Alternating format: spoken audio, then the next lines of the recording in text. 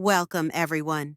Thank you so much for being here today and taking the time to engage in this incredibly important session, laying the foundation for inclusivity in the early childhood learning space. As leaders and educators in early childhood, you hold an extraordinary power and an equally profound responsibility. You shape the very first educational experiences of young children, helping them develop not only foundational academic skills, but also their earliest sense of belonging, identity, and self-worth. Your classrooms are where children first learn what it feels like to be truly seen and valued.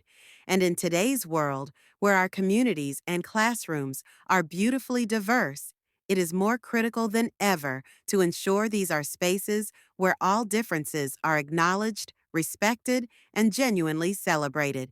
This training has been thoughtfully designed with a clear mission to support you as you begin, strengthen, or even reimagine how to create environments that are truly inclusive. Whether your program is just starting this journey or has long had practices in place, our goal is to provide a solid foundation on which you can continue to build, making sure that all staff, children, and families feel welcomed, supported, and affirmed. Throughout our time together, we will place special emphasis on children and families with special and exceptional needs. Inclusion, after all, isn't just about placing a child in a classroom and hoping they adapt. It's about actively crafting a learning environment where each and every child can participate meaningfully, learn alongside their peers, and thrive. It's about ensuring that every child, regardless of ability, background, or circumstance, is not just present, but fully engaged and growing. We'll start by unpacking what inclusion really means in early childhood contexts. Too often, inclusion gets reduced to simply having diverse children in the same space, but true inclusion goes far deeper. It's about intentionally designing experiences and relationships so all children can develop socially, emotionally, and academically. It's about cultivating an atmosphere where differences are not just tolerated, but embraced as opportunities for everyone to learn and grow. Next, we'll look closely at programming and curriculum through an inclusive lens. We'll explore how the choices we make, from the stories we read, to the activities we plan, to the way we organize our classrooms, can either break down barriers or unintentionally build them. You'll see how even small shifts can have a profound impact on a child's ability to engage and succeed. We'll also spend time discussing what's known as the whole classroom approach. This is key. Inclusivity shouldn't live only in isolated supports or specialized interventions. It needs to be woven into the very fabric of your classroom culture, into your routines, your materials, your interactions, and the peer relationships you nurture. Thank you again for investing your time, your thought, and your heart into this topic. Your dedication to growing in this area is how we build stronger, more compassionate, more equitable learning communities. Together, we can lay the groundwork for spaces where every child is respected, nurtured, and empowered to explore their full potential, where staff feel prepared and supported, and where families know they are truly welcomed as essential partners in their children's education. So, with that, let's dive in and begin this important journey together. Today, we're going to take a thoughtful journey through four key areas that will help us lay a strong foundation for inclusivity in our early childhood programs. Each step is designed to build upon the last, giving you both a deeper understanding and practical tools to support meaningful change in your centers. We'll begin with understanding inclusion. In this first part of our journey, we'll explore what true inclusion means within early childhood settings. We'll look at how inclusion is more than simply placing children with different needs together in the same classroom. It's about creating an environment where every child, regardless of ability or background, feels valued, supported, and fully engaged. We'll discuss why this matters not just for the individual child, but for the entire classroom community, shaping attitudes and fostering empathy from the earliest years. Next, we'll move into program evaluation. Here, we'll focus on assessing where your program currently stands. We'll look at some tools and frameworks you can use to examine your existing practices through the lens of inclusion. This is a crucial step because it helps you identify strengths to build upon and areas that may need more attention. By the end of this section, you'll have a clearer sense of how inclusive your current environment is and where there might be gaps to address. From there, we'll explore benefits and best practices. We'll delve into evidence-based approaches to inclusion and discuss how these practices positively impact children's social, emotional, and cognitive development.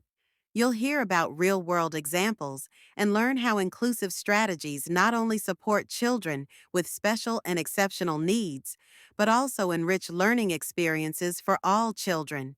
We'll also highlight some best practices that you can consider integrating into your own programs. Finally, we'll wrap up our journey with implementation strategies. This is where we turn understanding into action. We'll discuss practical, hands-on ways to transform your classroom and your overall program to better support all children. This might include adapting your curriculum, modifying your learning environments, or building stronger partnerships with families and communities. Our goal is for you to leave this session with actionable ideas and a renewed confidence to take meaningful steps toward greater inclusivity. So, that's the roadmap for today. By the end of our time together, you'll have a more comprehensive understanding of what inclusion truly looks like, how to evaluate your current practices, what benefits and proven approaches exist, and how to start making effective changes in your own setting. Thank you for being here and for committing your time and energy to this vital work. Let's get started on this journey together. Now, let's take some time to really reflect on our current practices when it comes to inclusion in our early childhood programs. This reflection piece is essential because it allows us to recognize and celebrate what we're already doing well, while also opening our eyes to areas where we might grow, adapt, or innovate. Let's start by focusing on what works well. Think for a moment about the areas where you've successfully created inclusive environments in your classrooms or centers. These might be simple but powerful moments, like how you've rearranged the classroom to make it easier for all children to move around independently, or how you've chosen books and materials that represent a wide range of backgrounds, abilities, and family structures. Maybe it's how your team greets every family at the door and makes sure all caregivers feel welcomed and heard. Another aspect to think about is the strategies you've implemented that have helped all children participate meaningfully. For example, are you using small group instruction or peer buddy systems that give children more individualized attention and build social skills? Are you incorporating multiple modes of learning, visual, auditory, hands-on, to reach children with different learning styles? It's also worth highlighting the partnerships that have strengthened your inclusive practices. Perhaps you've worked closely with local therapists, special educators, or community organizations who have provided professional development, resources, or even direct support for children and families. Or maybe you've collaborated deeply with families themselves, seeking their insights, learning about their child's strengths, challenges, and interests, and using that to tailor your approaches. These partnerships are not just helpful, they're critical to sustaining inclusive practices. Now, let's gently shift gears and look at the other side. What could we do differently? This is not about criticizing ourselves. It's about being honest and courageous enough to acknowledge areas where we see gaps or unmet needs. First, think about the barriers to full participation you've observed in your programs. Are there children who seem to be left out of certain activities or who struggle to engage? Maybe transitions are challenging for some, or certain classroom routines don't yet accommodate all developmental levels. Think about opportunities to deepen family engagement. While many programs have strong relationships with families, there are always ways to build on this. Are there families who participate less often? And if so, why might that be? Could language barriers, work schedules, or cultural differences be unintentionally limiting participation? As we reflect, I invite you to jot down some notes or share with a partner about a few key things. What's working well right now in your program or classroom that promotes inclusion? Where do you see room to grow? Or what are some obstacles you'd like to better address? Once you've gathered those thoughts, let's think practically. Reflection is most powerful when it leads us to action. If you've identified barriers, what would it take to begin addressing them? Is it more professional development, adding adaptive materials, or redesigning some physical spaces? Let's take a closer look at what we truly mean when we talk about inclusion in early childhood settings. At its heart, inclusion is about embodying the values, policies, and practices that uphold the right of every infant and young child and their family to fully participate in a wide range of activities and contexts. This is true regardless of ability. It means seeing each child as a whole person, a full member of their family, their community, and society at large. The guiding definition we see here reminds us that inclusion isn't simply a checklist item. It's about creating an environment where every child, no matter their background or unique needs, can meaningfully engage, learn, and grow right alongside their peers. To understand how we bring this to life, we can look at three core pillars that together create a truly inclusive environment: access, participation, and supports. Let's begin with access. Access is about removing both physical and programmatic barriers so that every child can enter and navigate the learning environment. This might mean ensuring your classroom layout accommodates mobility devices or that sensory-friendly spaces are available for children who may become overwhelmed. It also means providing clear signage, diverse materials, and predictable routines that help every child feel oriented and secure. Next, we have participation. Inclusion goes beyond just being there. It's about being meaningfully involved. Participation means ensuring that each child can actively contribute, explore, and interact in ways that are engaging and developmentally appropriate for them. This often involves individualized accommodations or thoughtful modifications. For instance, offering visual schedules for children who benefit from extra structure, or adapting activities so that every child can take part at their own level. The goal is that each child feels they have a voice, a role, and a meaningful place in the group. The third pillar is supports. Supports are the backbone that sustains inclusive practices over time. They include providing essential resources, investing in ongoing professional development and training for educators, and building strong collaborative partnerships with families and community specialists. Supports ensure that the adults guiding young children feel equipped and confident to meet a wide range of needs. They also help foster consistency between home, classroom, and community environments, creating a truly holistic approach to inclusion. When all three elements, access, participation, and supports, work together, we create early learning environments that don't just accommodate diversity, but celebrate it. These environments empower every child to reach their potential while building a community rooted in empathy, respect, and belonging. Inclusion also means shifting our mindset from fitting the child into the program to shaping the program around the child. It's about recognizing that each child brings unique strengths, interests, and ways of experiencing the world, and that these differences are not hurdles to overcome but opportunities to enrich the entire learning community. As we move forward in our session today, keep these pillars in mind. They'll serve as touchstones for reflecting on your own practices and for considering ways you might strengthen inclusion within your programs. Thank you for your commitment to making this vision a reality for every child and family you serve. Now that we've explored what inclusion is in principle, let's talk about what it actually looks like in our day to day practice. True inclusion is not a single program or checklist. It's a mindset and a commitment that shapes every aspect of how we work with children and families.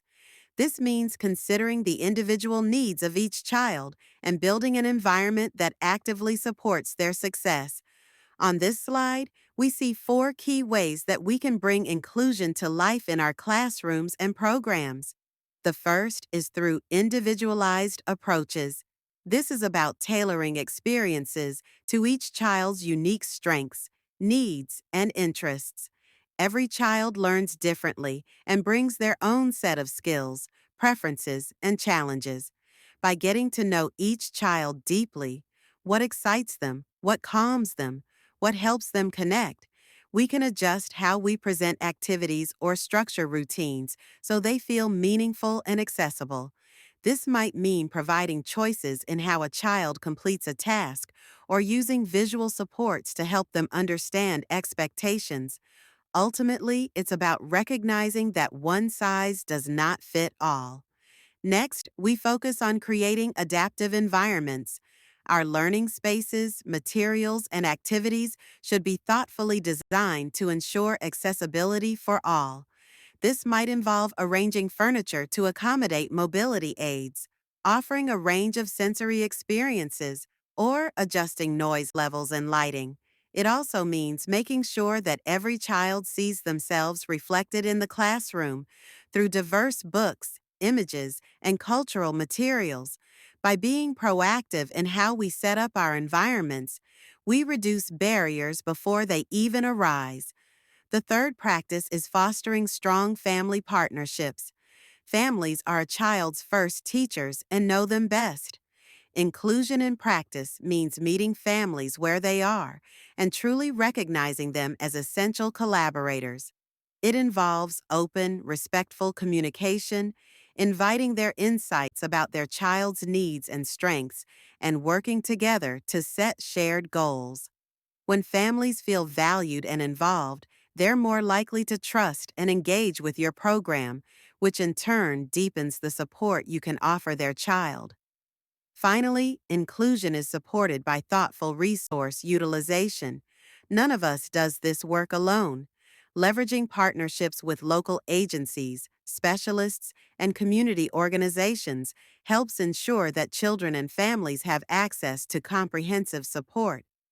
This could involve working with speech or occupational therapists, connecting families to health resources, or seeking professional development opportunities for your staff. By building a network of resources, we can more effectively meet the diverse needs of every child. Inclusion is not about treating every child exactly the same. It's about understanding and providing the specific supports each child needs to truly thrive. As we move forward, keep thinking about how these practices can come alive in your own classrooms and centers. Together, these approaches help create environments where every child is seen, supported, and celebrated. As we continue exploring the importance of inclusion, it's essential to pause and reflect on the very real and lasting benefits it brings to children with developmental delays or disabilities. When we intentionally build inclusive environments, we open doors to rich experiences that nurture growth across many areas of development. First, inclusion offers enriched learning experiences. By providing access to a challenging, engaging curriculum alongside developmentally appropriate activities, we ensure that every child, regardless of their abilities, can explore new concepts, develop problem solving skills, and reach important milestones. Next, we have social skill development.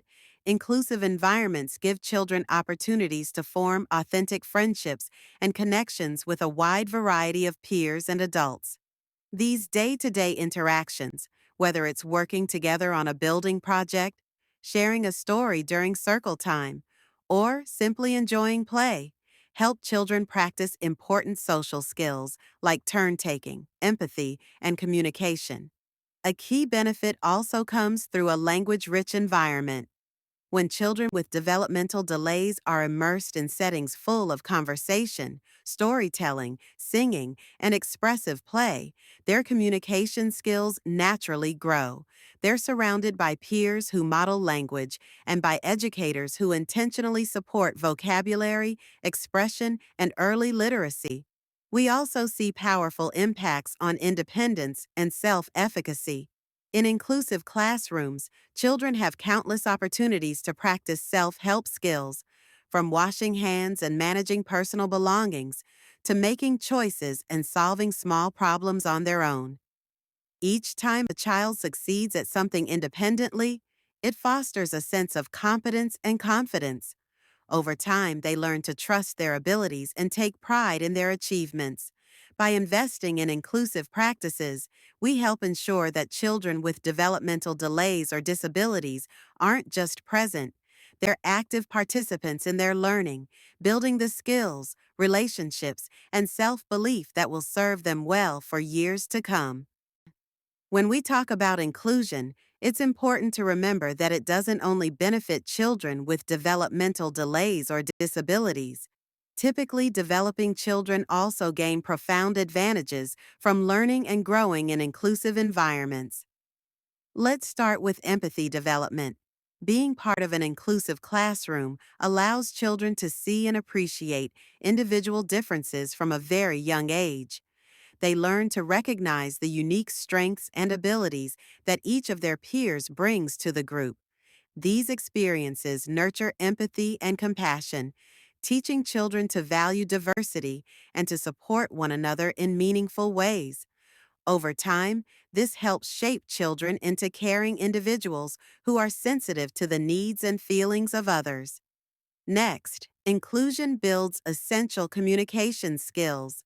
In classrooms where children interact with peers who may communicate in different ways, whether through speech, gestures, pictures, or assistive devices, they naturally develop a broader range of communication abilities.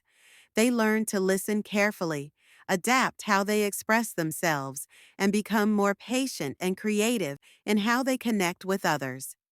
Another benefit is cognitive flexibility. Inclusive environments expose typically developing children to a wide array of learning styles, perspectives, and problem solving approaches. They see firsthand that there's not just one way to understand a concept or complete a task. This broadens their thinking and strengthens their ability to adapt. Finally, inclusion fosters a strong sense of global citizenship. By participating in inclusive classrooms, children learn early on that society is made up of people with diverse abilities, experiences, and ways of being. They come to understand that everyone has something valuable to contribute.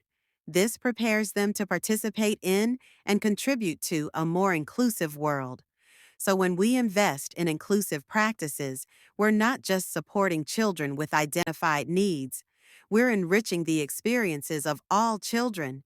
We're helping them develop empathy, communication skills, flexible thinking, and a mindset that values inclusivity. These are powerful life skills that will influence how they learn, how they work with others, and how they help shape more welcoming communities throughout their lives. As we continue our conversation on inclusion, let's bring it to life by exploring what it actually looks like in practice, in our classrooms, our hallways, and our day-to-day interactions. Inclusion isn't just a philosophy or a policy that sits on a shelf. It's something we actively create through intentional decisions in four key areas. First, let's look at the physical environment. Creating an inclusive physical environment means making sure all children can access and navigate the space comfortably. This might be as simple as arranging furniture so there's enough room for children using walkers or wheelchairs to move around independently. It could include cozy, sensory friendly corners where children who become overwhelmed can regulate and feel safe. It also means providing diverse toys, books, and displays that reflect a wide range of abilities, cultures, and family types, so every child can see themselves represented. Next, we have teaching practices. This is where universal design for learning comes in, designing lessons from the start to meet a variety of needs. Maybe it's using visual supports alongside verbal instructions, incorporating music and movement to reach different learning styles, or breaking tasks into smaller steps. Differentiated instruction ensures that each child can engage at their own level in ways that play to their strengths while still being part of the group.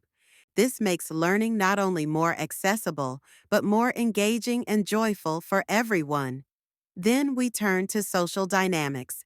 This is about fostering relationships and creating a classroom culture where every child feels like they belong. Strategies like peer buddy systems help children build friendships and learn from each other.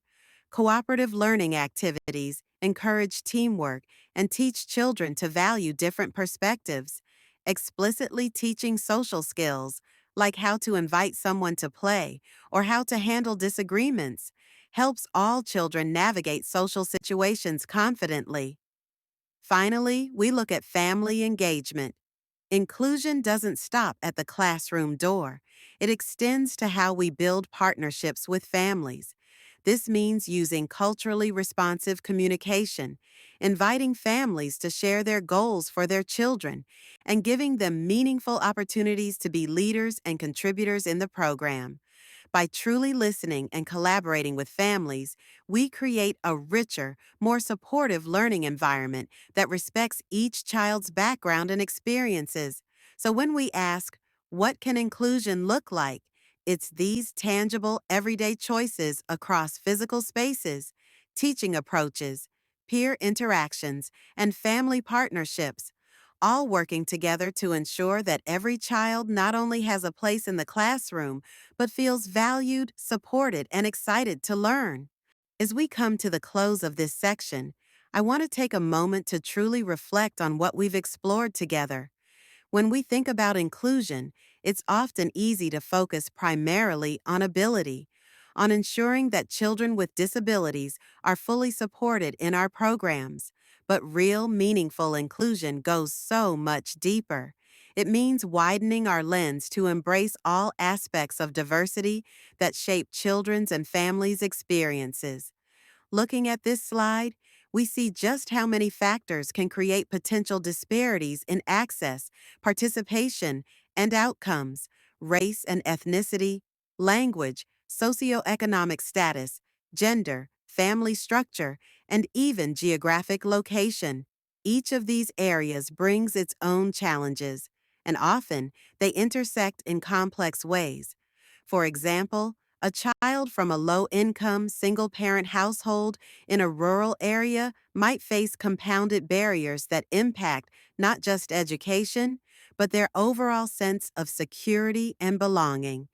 We also know from research and lived experiences that children of color often face significant disparities in accessing high quality early learning and developmental services.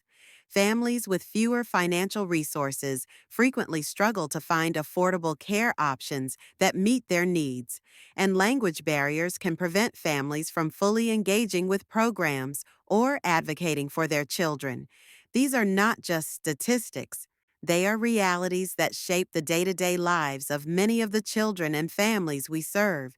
That's why representation matters so deeply in our curriculum, in the materials we choose, and in the makeup of our staff. When children see themselves reflected in books, in conversations, and in the adults who care for them, it sends a powerful message that they belong, just as they are. So, as we wrap up, let's remember true inclusion means creating environments where every dimension of a child's identity is valued and respected. It means partnering with families to understand their unique stories, advocating for equitable access to resources, and continually examining our own practices for unconscious biases or gaps. By embracing this broader, richer vision of diversity and inclusion, we lay the groundwork for programs where every child feels seen, every family feels welcomed, and every educator feels equipped to meet diverse needs. That's not just an educational priority, it's a moral one. Thank you for being part of this important work. Your dedication to reflecting on these complex issues and striving to do better truly makes a difference, not only in your programs, but in shaping a more inclusive, compassionate community for all.